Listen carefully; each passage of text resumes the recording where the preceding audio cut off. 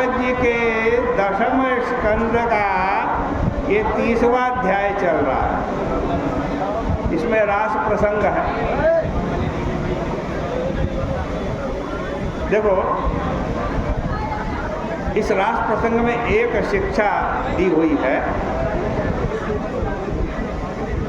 और वह यह है कि यदि मनुष्य को भगवान का विरहावेश न सतावे, क्या विरह का आवेश,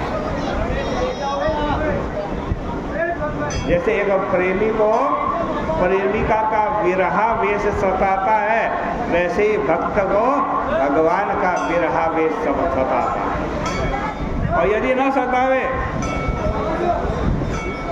तो वह केवल भगवान को मानने मात्र से आस्तिक नहीं हो जाता है।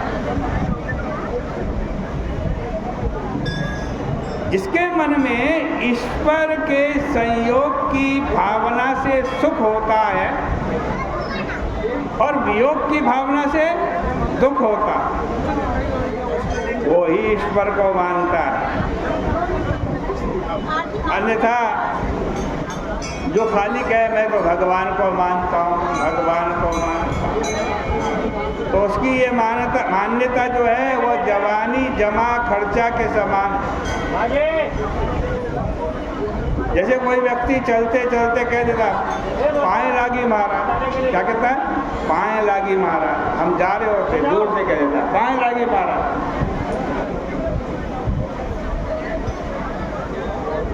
तो क्या मतलब? इतना कह करके उसने अपना कर्तव्य पूर्ण कर लिया क्या? पाए लागी महाराज कहने वाले आस्तिक तो बहुत होते हैं, परंतु जिसके दिल में ईश्वर के लिए पीड़ा होती है वे विरले ही होते हैं। गोपियाँ जब श्री कृष्ण की लीला का अनुकरण करने में तन्मय हो गई, क्योंकि भगवान रास मंडल में जब भगवान ने देखा कि ये गोपियाँ तो अपने आप को देखने लगी, ये देखने लगी हम कितनी सुंदर हैं, हम कितनी शुद्ध हैं, हम कितनी बुद्ध हैं, कि भगवान को भी हमारे साथ नृत्य करना पड़ा। तो भगवान रास मंडल से क्या हो गए? अंतर ध्यान हो गए। और जब अंतर ध्यान हुए तब गोपियों को पीड़ा हुई भगवान के वियोग की, और भगवान के अनुराग में ही वो भगवान की लीलाओं का अनुकरण करने लगी।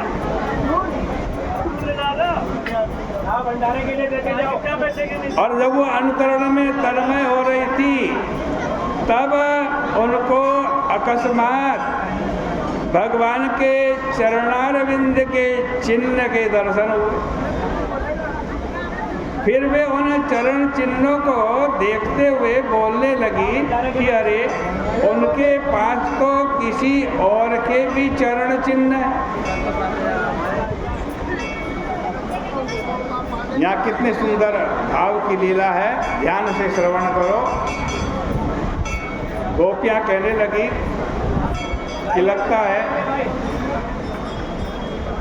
कि यहाँ पर कोई गोपी एक और है कृष्ण के साथ, जो हम सबको छोड़कर कृष्ण के साथ आगे आगे चली गई। उसने श्री कृष्ण के कंधे पर हाथ रखा हुआ। फिर कहती हाय हाय, जिसको कृष्ण अपने साथ ले गए वो कितनी भाग्यशालिनी है। ये देखो, यहाँ तो उन्होंने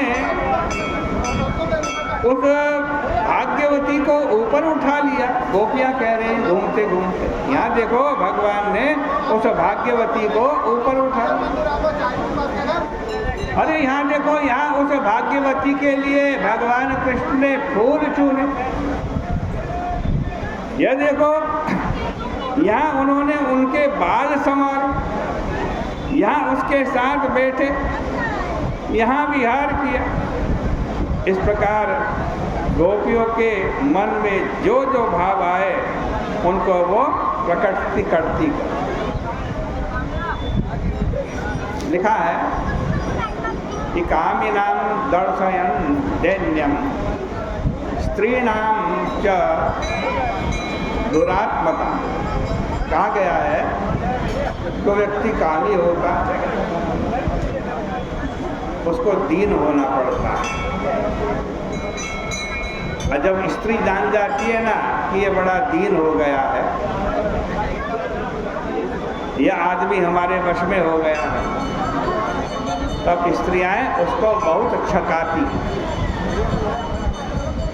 यह बात दिखाते हुए गोपियां आगे चली।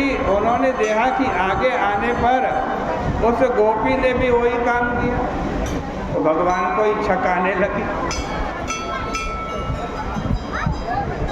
यहाँ श्री राधा रानी के भक्त कहते हैं कि ये गोपी और कोई नहीं थी, ये राधा जी थी। और प्रिया जी के मन में एक बात आई कि हम दोनों तो यहाँ खूब आनंद लूट रहे हैं, लेकिन कोई देखने वाला तो है ही नहीं। इसलिए कोई ऐसा चाहिए जो इस आनंद को देखकर इसका रसास्वादन करे। और जब राधा जी के मन में, प्रिया जी के मन में ये बात आई तो भगवान श्री कृष्ण भी समझ गए।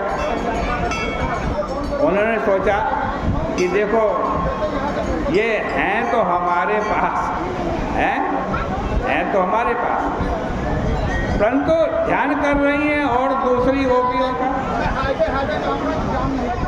अब साथ की इस गोपी को या राधा जी को, भागवत में राधा जी लिखा नहीं है, लेकिन भक्त लोग कहते हैं ये गोपी और कोई नहीं, ये राधा जी।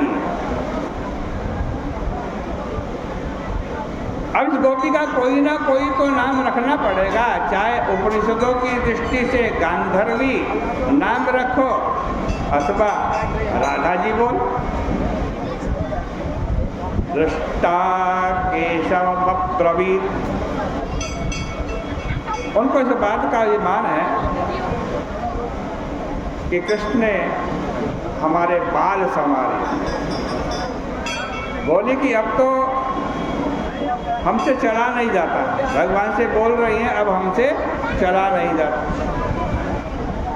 श्री कृष्ण ने कहा कि देवी हम तो समदर्शी हैं, आपके मन में जो विषमता हो उसके अनुसार हमको मंत्र बता दीजिए। इस पर वे बोली कि आपका जहाँ मन हो वहाँ ले चलिए।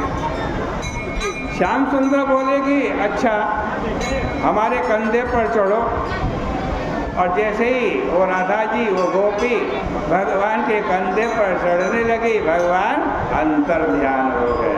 वहाँ से भी अंतर ध्यान।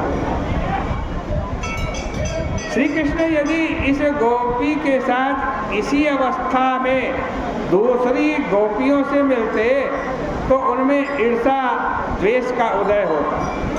इसलिए उन्होंने अपना वियोग करके इनको भी जब सबके समान कर दिया, तब ईर्षा द्वेष की कोई शंका रही।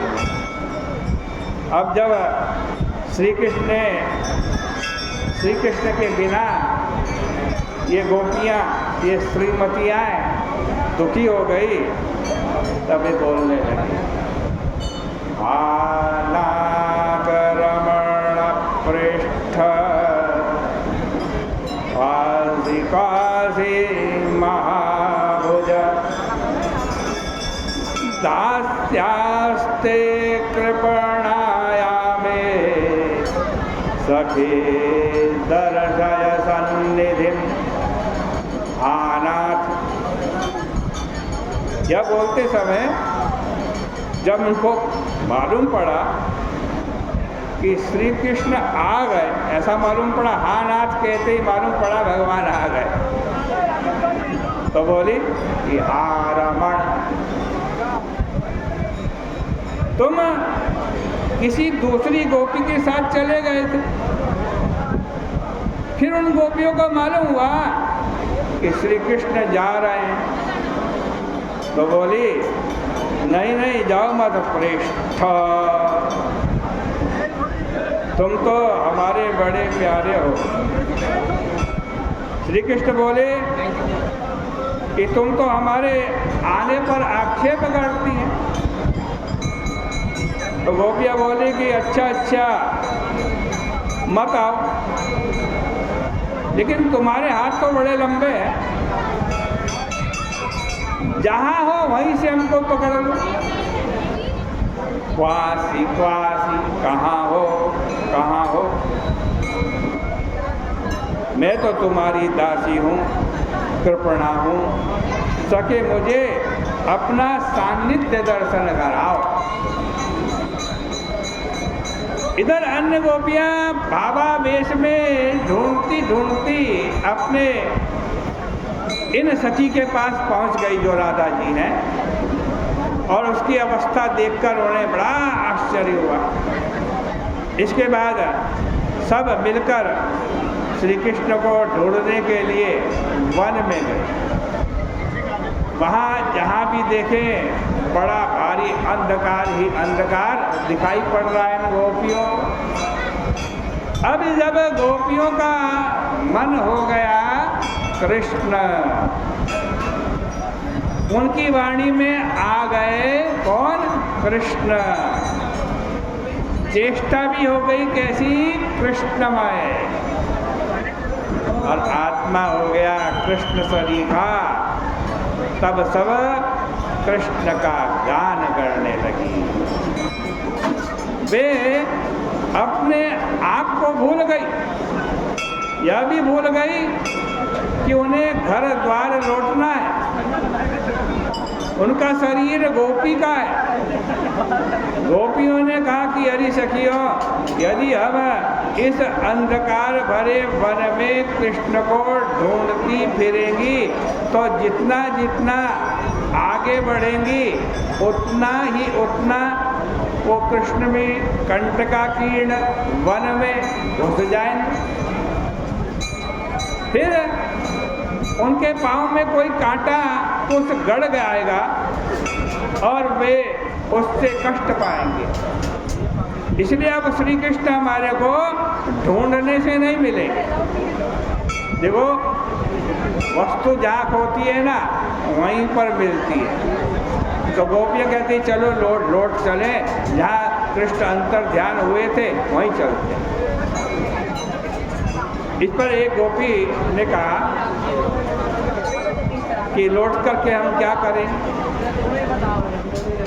तुम लोग यह बात भूल गई कि हम जब कभी दूध दही लेकर वन में जाते समय अथवा पानी भरते समय गाना गाने लगती थी, भजन गाने लगती थी। तो उस भजन को सुन करके वो कृष्ण स्वयं हमारे पीछे पीछे आ जाते।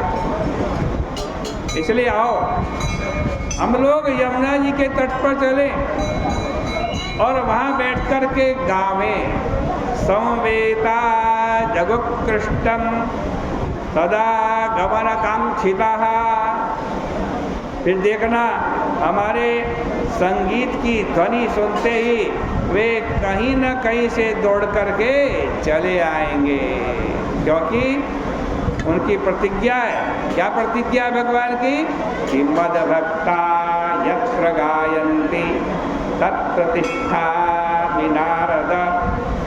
देखो, भगवान भक्तों का गायन सुनने के लिए बैठते नहीं, वहाँ खड़े होकर के सुनते हैं, तत्प्रतिष्ठा।